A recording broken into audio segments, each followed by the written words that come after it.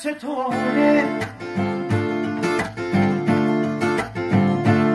نه آفتابی نه بارونی که میباره،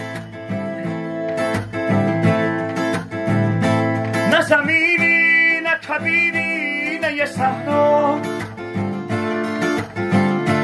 نه یه رودی نه یه چشمه نه یه دریا.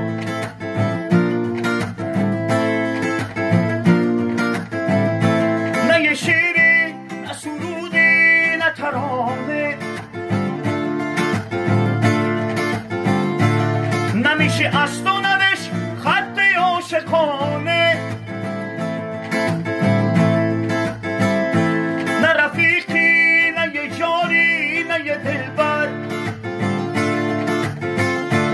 نه رفیقی که از صد دشمن بتر.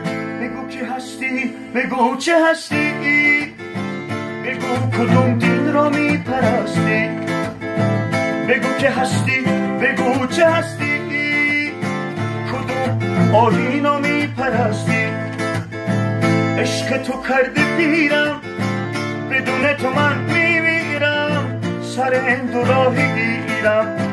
عشق تو کرده پیرم، بدون تو من میمیرم، سر هندو راهی گیرم.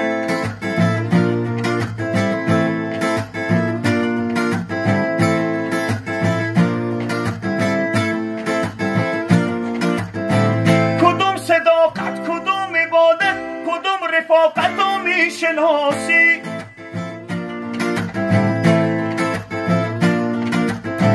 کدوم نیاز و کدوم نماز و کدوم پرواز رو میشناسی.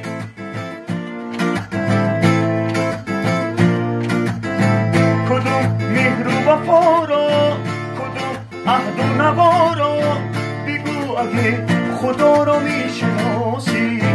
عشق تو کرده پیرم، بدون تو من میمیرم، سر هندو راهی گیرم. عشق تو کرده پیرم،